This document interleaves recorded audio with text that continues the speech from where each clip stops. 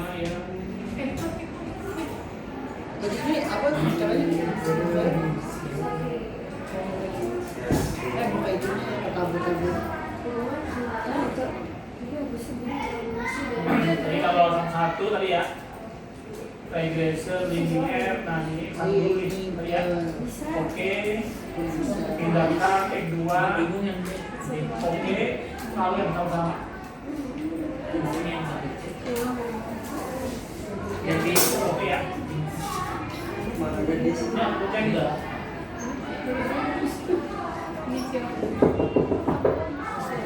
Dia nggak baca. Dia tidak mau dijawabin.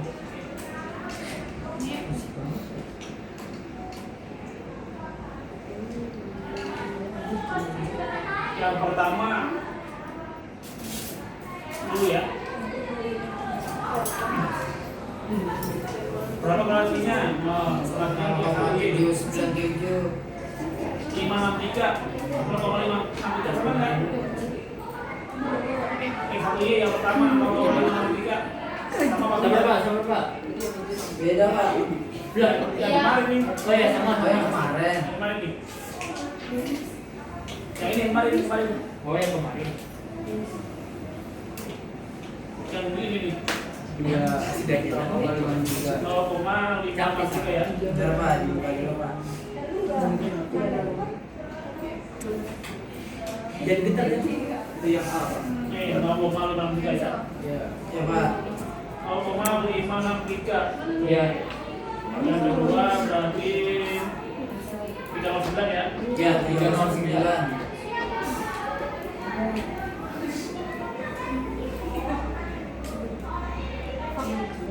Yang bersama-sama 566. 56. Persamaannya yang pertama, kau udah pindah semua kok ya? 10,876. Oke, sama dengan 10,879 ya. 79. Mana ya? Ditambah 0,546. Gua nggak paham. 546 X1 ya. Kasih X1. Bahasa X1. Oke, sama dengan 21376. 21376. 21 Yang ditambah 0,2. Kalau dibikin 200 gimana Pak? Ya apa? Kan sama aja. Sama aja kan? Ya, Dua. Oke, sama dengan yang pertama 10,954. 10,954 ditambah 0,591 X1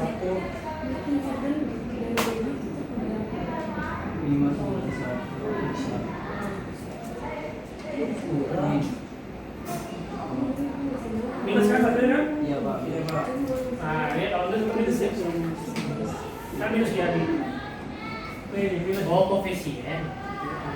Ya. Uji pengaruhnya nih, berarti ini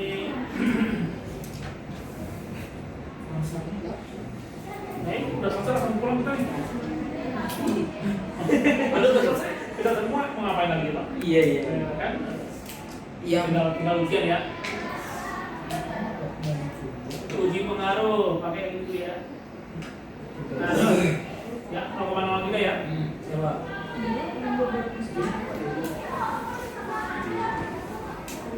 Tabel masuk dulu ya, jangan lupa tabel masuk.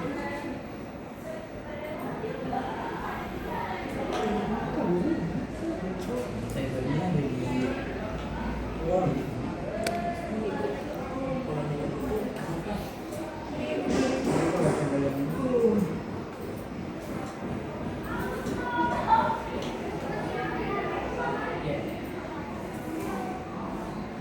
Yang kedua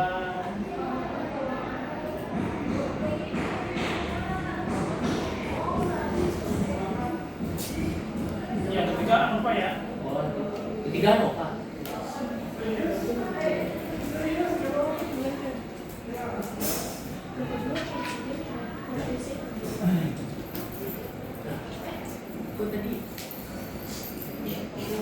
dia pakai motor sendiri. ANOVA sendiri pilihan ya. Oh, ANOVA sendiri. Ya karena lebih dari 2 variabel ya. Oh, kalau ini Kalau dari 2 variabel pakai ANOVA.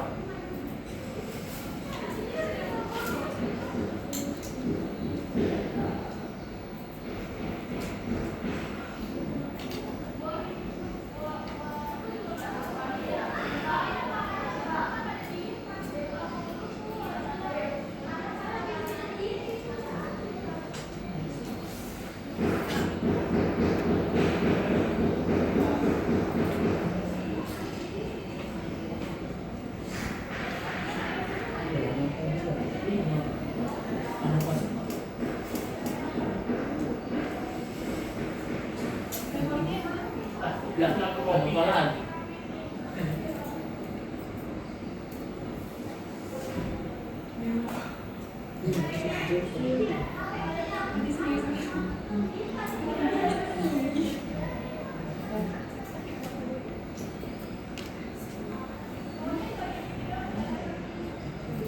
Tadi pertama Tadi pindah di sini.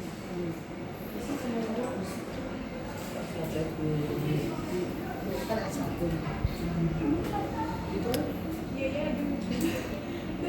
harga oh iya benar. Ini Robi jalan.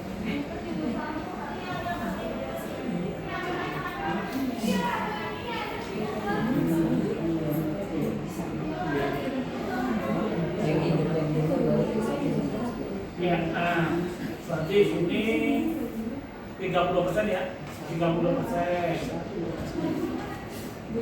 Itu 9,5%.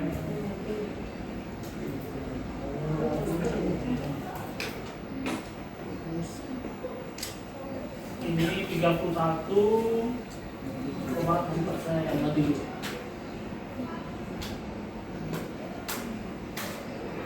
Kalimatnya gitu aja Pak. Ini F-nya lebih itu ya.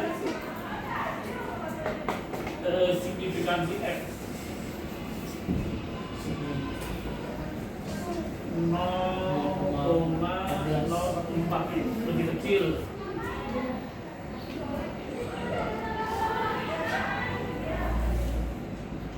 Terdapat pengaruh ya.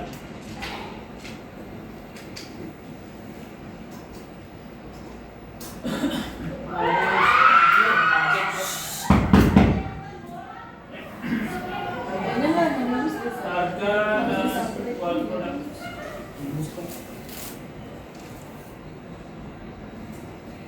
terhadap apa namanya tersebut ya,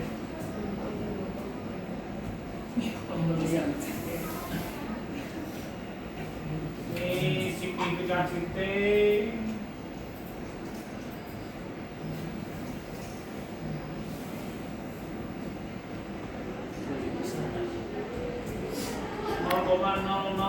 Tidak. lebih kecil ya, Oh itu. sehingga keputusan apa namanya? Ini apa?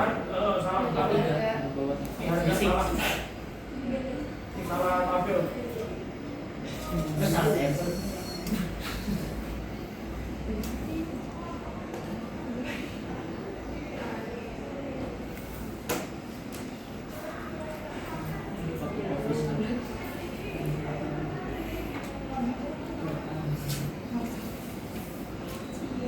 Satu tiga tiga. Lebih besar ya, Lebih besar. sehingga produk tidak berpengaruh ya.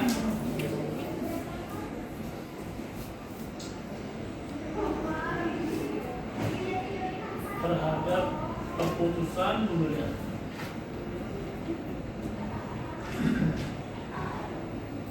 Nah, ini baru tadi ini. Signifikansi T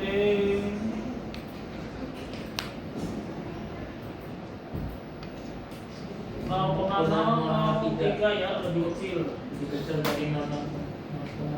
Pengaruh orang pintar. Sehingga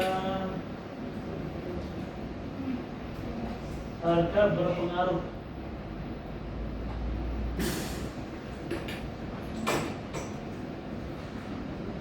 terhadap keputusan pembelian.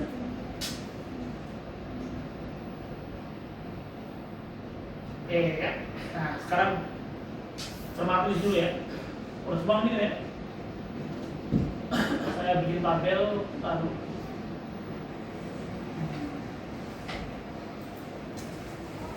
Ini berapa persen? 30% ya. Jadi besarnya pengaruh harga dan kualitas produk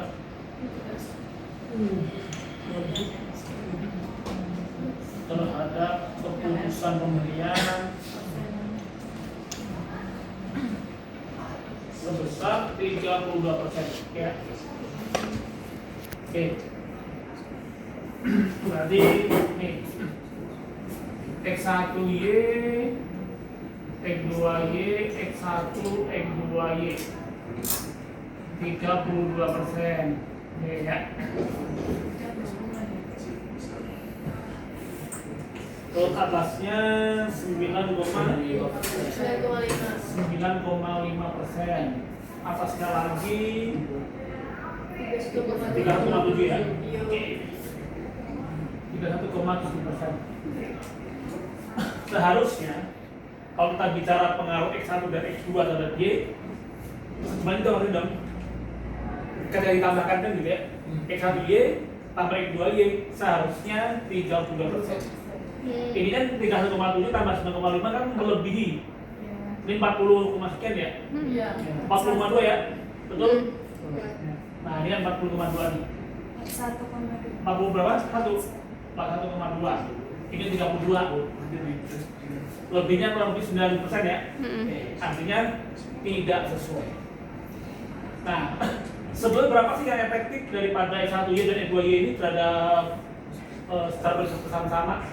Oke, perhatikan di sini. Perhatikan di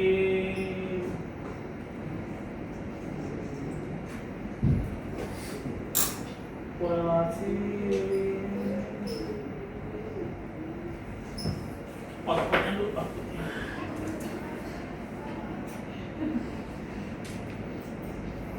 Nah, ini ya. Yang beta. Oh, gimana tadi juga?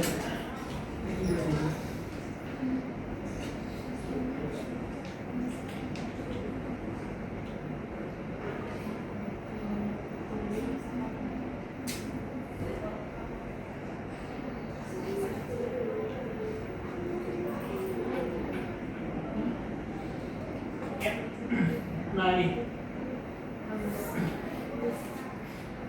jadi di tabel seperti ini.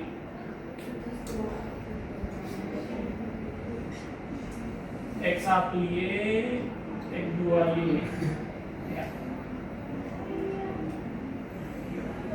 Ini R, R-nya tadi berapa ini X1Y tadi? X1Y R-nya 0,563 ya? Iya. 0,563. Satunya lagi 0,309. 0,309. Oke. Beta. Beta rasa? Apa? Ini beta. Oh, koefisien. Beta ya, 3 yang beta ya, beta 0,609 minus 0,074 R kali B kalikan 0,563 kali 0,609 berapa kemudian? 0,563 0,563 kali 0,609 3428 3429 ya. Ngambilnya berapa banyak Pak di tahun 0? Ntar aja dibagikan di sini sampai angka ya. 34,29 0,3429 ya. 0,3429. Oke, bawahnya minus berapa nih? 0,39 kali minus 0,074 Minus minus 0,023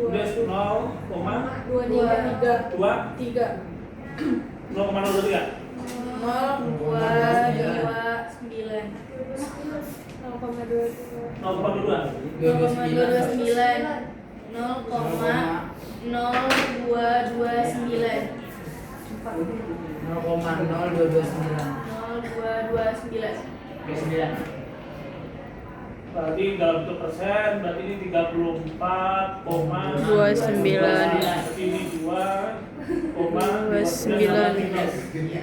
Oke. X1, X2, Y. Apakah betul 32%? Nah, gitu ya. Jadi sebetulnya pengaruh daripada X1 terhadap Y itu sebesar 34,29%. Sedangkan X2 terhadap Y sebesar minus 2,29. Sehingga tepat ketika kita bicarakan berapa besarnya secara keseluruhan 32%. Ya. Kalau tadi kan ketemunya kan 3,57 dan 9,6% kan? Nah, ya betul 34,29 dan minus 2,29. Inilah disebut dengan sumbangan efektif. Ya. Jadi efektifnya itu berapa? Pengaruh X1Y dan X2Y. Kelihatan di sini. Sehingga apakah kita jumlahkan keseluruhan ini tadi yang pengaruh X1 dan X2 terhadap Y secara bersama-sama ketemu jumlah yang sama. Jadi ya. Kalau tadi kan di sini kalau kita jumlahkan dibagi besar 41,2. Iya. Harusnya cuma 32. Kelebihan. Nah, yang berbeda di sini 34,29% dan minus 2,29%. Ketika dijumlahkan tepat muncul 32%. Tepat. Ya. Efektifnya di sini. Jadi kita bisa memberikan gambaran lebih detail lagi.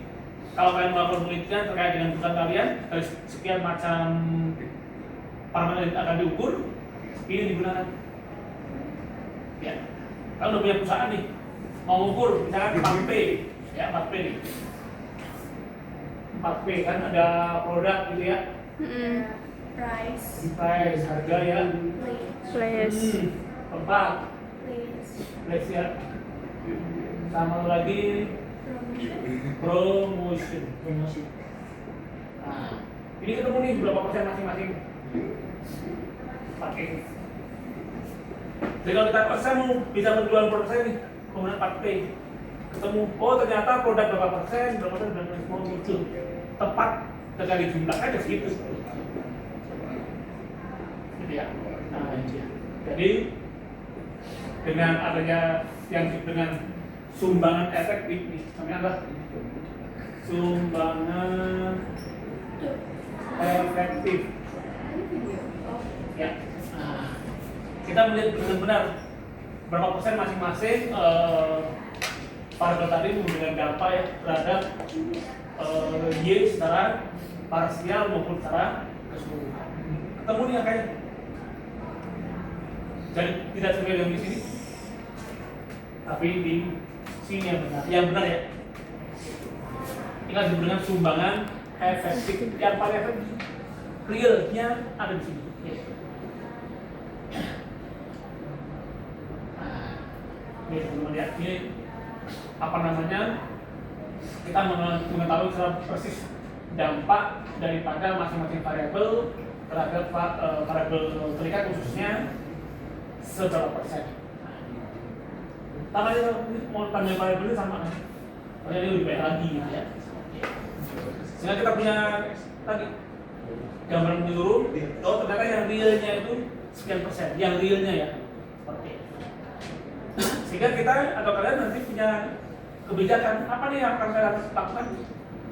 Oh ternyata ini kecil banget nih, apalagi misalnya nih, minus gitu kan. Kualitas produk minus di mata masyarakat. Nah, berarti produk kita gak bagus dong. Kan begitu contohnya. Walaupun dari sisi harga oke, kalkulasinya nggak bagus, orang beli sekarang berkali-kali, cuma sekali beli, kan gitu? Contohnya kita beli produk di toko macam-macam tuh yang di marketplace itu kan, review jelek, jadi beli nggak kita? Nggak jadi beli. Kita bakalan jeleknya gitu. Atau mungkin harga yang ditawarkan itu adalah nggak nih. Kalau saya mau lihat kalau produk 4P ya, jasa 7P seperti ada kualitas SDM, kita coba mulai bawah. Sudah. Kualitas SDM sama apa sih satu lagi? Jadi nggak cuma promosi ya, tidak kita lihat. Kualitas sama kinerja. Nah,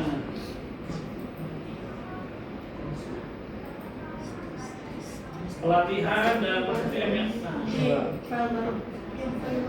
kalau yang baru tadi kan kan, nah, dan kita ada pelatihan gitu kan kita nggak selalu melulu di bidang penjualan kan. Bisnis itu tidak harus selalu di bidang penjualan, nggak harus selalu di marketing. Ada kali kita bicara mengenai sumber daya manusianya gitu ya.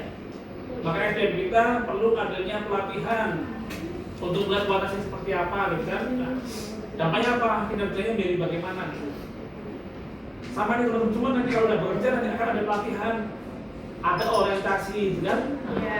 Untuk apa? Dan jadi ya puasnya yang satu aja, yang cepat ya. Satu aja.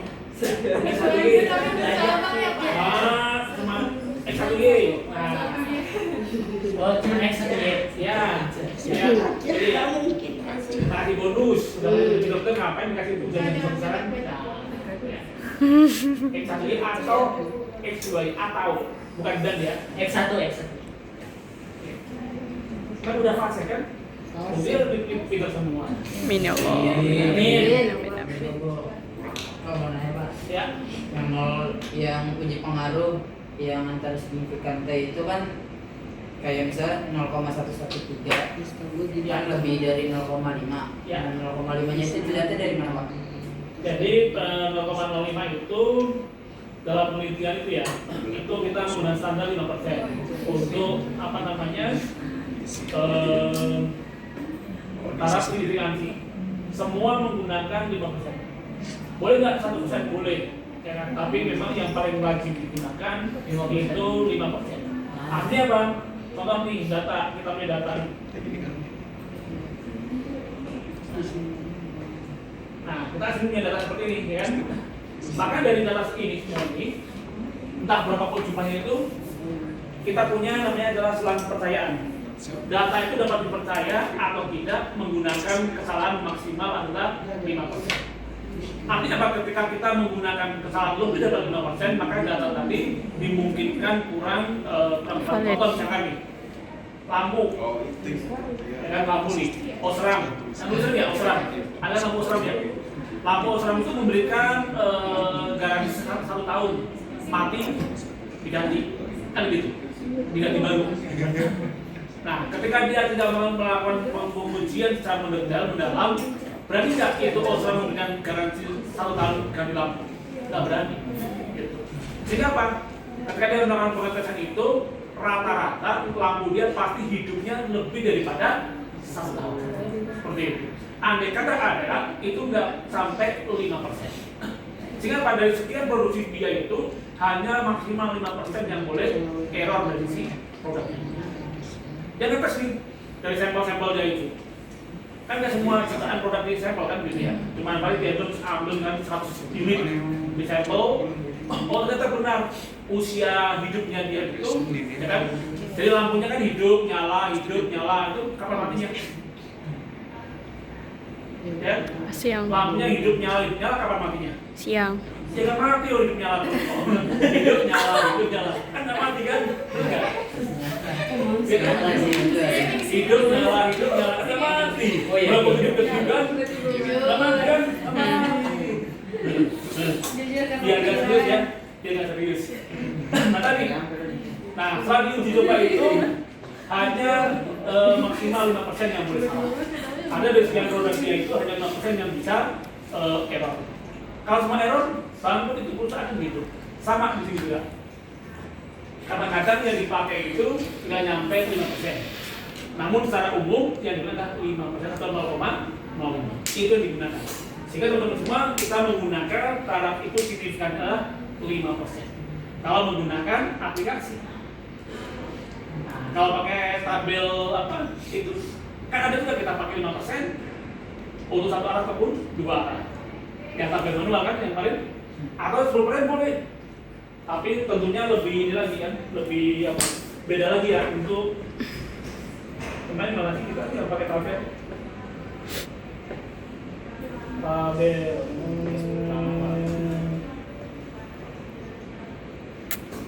Nah,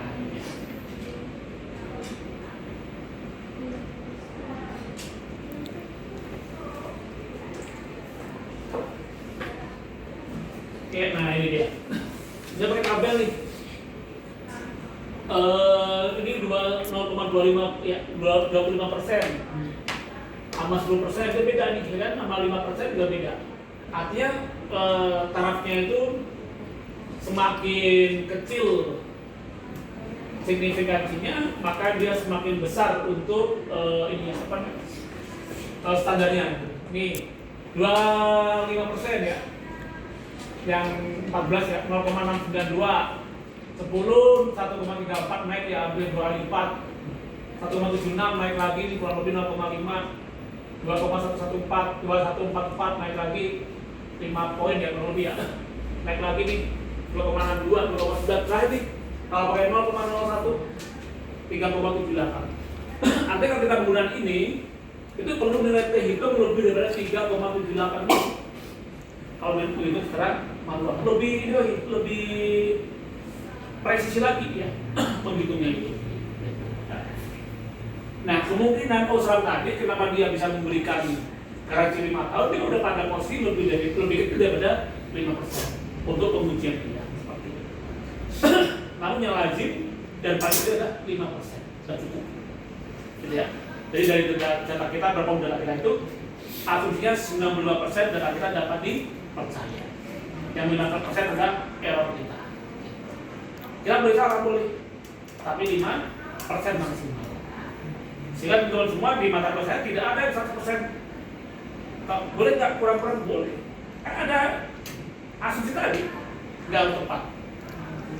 Kan begitu. Emang kalau kalian hitung kemarin dia lebih itu tepat nggak juga. Kan begitu. Diampuni nggak? Saya ampuni. Dimaafin. Walaupun kita minta maaf kan gitu kan. Gitu, ya kan? Kenapa? Karena kita ada error. Ada error. Kalau kata orang boleh nggak ada error? Nggak boleh. Akuntansi misalnya gitu. Boleh nggak ada kesalahan? Nggak boleh. Harus presisi tepat kan? Tepat. Nggak boleh juga. Kalau di mata saksi boleh nggak tepat? Kenapa? Karena kita ada error. Tadi 5%. Masih boleh. Salah 5%. Coba. Kalau ini rata-rata adalah 0,0. Rata-rata yang paling sering digunakan. Lebih kecil boleh, lebih bagus. Lebih besar jangan. Tadi total di sini 0,05. Ya, ini 0,10% kan? Dia lebih kecil lagi. Artinya standarisasinya itu lebih kecil lagi, lebih rendah. Misalkan nih, contohnya jauh-jauh nih, penerimaan karyawan, kan? Skor minimal seharusnya ada 80 diterima, kan gitu ya? Itu kalau kita gunakan 5%, 80 poin diterima. Ketika kita pakai yang 10% menjadi 75 poin, artinya yang harusnya dia nggak masuk jadi masuk. Dan 75 udah masuk, itu harusnya 80 baru lolos. Itu 75 bisa masuk. Oke. Mungkin nggak lulus kuliah. Bisa jadi para kesalahannya standarnya akan turun. Semakin besar. Contohnya nih, 25% 0,69, naik 10% menjadi 1,34 kan lebih kecil kan? Ya, naik dia. Sekadar naik lagi terus dan seterusnya seperti itu. Makanya di penelitian itu yang paling sering digunakan adalah taraf 5%. Paling lazim digunakan seperti itu. Jadi kita nggak usah pakai lain lagi, udah pakai yang standar gimana. Jadi asumsinya 5% data kita maksimal boleh error. Ya. Atau yang nggak dipercaya itu cuma 5% aja dipercaya. Kalau 5% nih ketemunya adalah 0,06 misalkan. Nah udah dipercaya nih. Dia lebih daripada ini kan, lebih 1% kan? Nah, gitu. Udah dipercaya. Data kita udah dipercaya. Padahal lebihnya cuma 1. Ya. Jadi teman-teman tadi ya, memang 5% ini adalah yang paling sering digunakan. Lebih kecil boleh, tapi kalau lebih besar jangan. Gitu ya. Artinya ini mau pakai 0,025 boleh. 0,01 boleh, gitu kan. Nah, tapi kalau lebih daripada 0,05 tentu aja. Kenapa ya tadi? Data kita menjadi lebih banyak yang error. Kan lebih enak kita pakai. Kalian tadi lagi penerimaan pegawai standarnya 80 poin, gagal diturunkan ininya naik, kan? Standar diturunkan, maka nilainya diturunkan gitu. Jadi yang masuk itu lebih banyak gitu kan dibandingkan yang seharusnya. Sehingga pakai yang perlu kita banyak mana nih ininya. Ini yang perlu kita pikirkan, jangan cuma ini aja. Nah ini gimana nih? Nah, kita berpikir secara komprehensif. Usaha kita apa sih? Nah, mana pesaing kita? Apa keunggulan kita? Sampai HPP kita bisa berapa? Kita mau jual berapa dan seterusnya. Gitu. Apa kita BEP? Perlu dikejar nggak? Perlu. Jangan sampai kita punya usaha lifetime. Entah kapan BEP-nya rugi. Kita kerja dibayar nggak? Dibayar walaupun kita owner kan. Muncul di situ. Nah ini enggak. Owner nggak digaji. Wah kapan BEP-nya? Lama tuh. Ada yang nggak lolos karena secara ini kurang. Udah bagus enggak, cuma kurang. Nah kan gitu kan. Nah teman-teman harus gitu ya. Perencanaan bisnis nanti harus komprehensif. Estimasi ke depan bagaimana, target BEP-nya kapan, pengembangan programnya seperti apa. Kan kita punya usaha harus berkembang dan bertumbuh gitu ya. Sama kayak kalian kan. Bisnisnya harus berjalan nih. Kan nggak mau kita rugi kan. Apa yang kita punya bisnis berhenti karena rugi kan modal keluar. Nggak tahu kapan BEP-nya kan gitu. Ya. Jadi kalian kalau pas bikin proposal usaha, tentukan kira-kira BEP kalian kapan. 6 bulan BEP, misalnya gitu kan. Nah, jadi gimana nih 6 bulan itu kita bisa mencapai target? Kan begitu ya. Pemegang usaha kan? Iya. Yang ikhtiar kita gimana? Sama kan kalian bilang usaha, dia kecil loh. Nah kalau udah usaha kalian udah besar, ya. Nah, ini gimana kalau nggak BEP kan rugi terus ya. Belum kita kan lebih cepat ya, lebih cepat belum.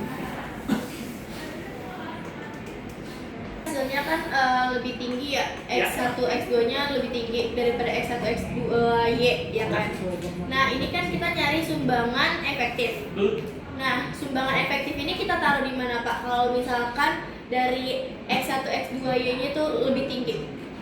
Jadi kalau X1, X2 lebih tinggi, kan kita mau melihat nih sebenarnya sini ya.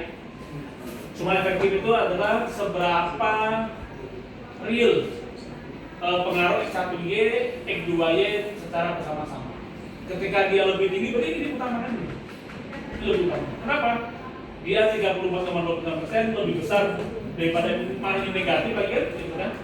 Daripada yang kesimpulan. Artinya teman-teman semua, sebetulnya ini akan lari kepada kesimpulan. Kita lihat kesimpulan nih. Kalian bikin proper nih, bikin project penelitian. Bos minta nih, tolong dong bikin penelitian kepada konsumen kita. Maka kesimpulannya ada begini.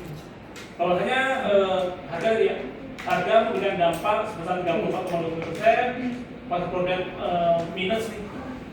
pengaruh negatif nih 2,9, sedangkan secara keseluruhan 32,32% ya. Artinya apa? Harga sudah bagus, kualitas produk kita negatif, mendapatkan persepsi yang negatif daripada konsumen kita. Netizen kalau udah bisa negatif, habis. Betul nggak? Habis. Sehingga apa yang perlu lakukan? Kualitas produk kita naik. Oh, ternyata produk itu bukan kita yang produksi nih, kita ngesut dari supplier, kita kejar dari supplier kita. Kenapa nggak bagus produk Anda? Kan begitu aja kan? Jadi nggak cuma lari pada berapa persennya, tapi efeknya bagaimana? Apa yang perlu kita lakukan untuk mensiasati atau menanggulangi daripada yang negatif? Yang tidak perlu kita tingkatkan, apa yang negatif? Karena sebetulnya positif kan? Masa kualitas produk kita jelek? Maka kalau orang bisa penjualan, bagaimana produk kita kan gitu kan? Oh jelek nih, oh udah. Masa nggak mau beli lagi ya? Jelek nih ya. Spidolnya dipakai sekali, atau udah habis, atau belum dipakai udah habis. Nah seperti itu. Kan? Harga itu orang udah bagus nih, cukup murah. Oh pantesan harganya murah, karena produksinya bagus. Gitu kan? Sering kan kalau kita baca review itu, harga sesuai dengan barang kan gitu kan? Artinya dengan produk barang dia itu juga bagus sesuai harga dia gitu. Ya, nah inilah ini pada kesimpulan kita nih.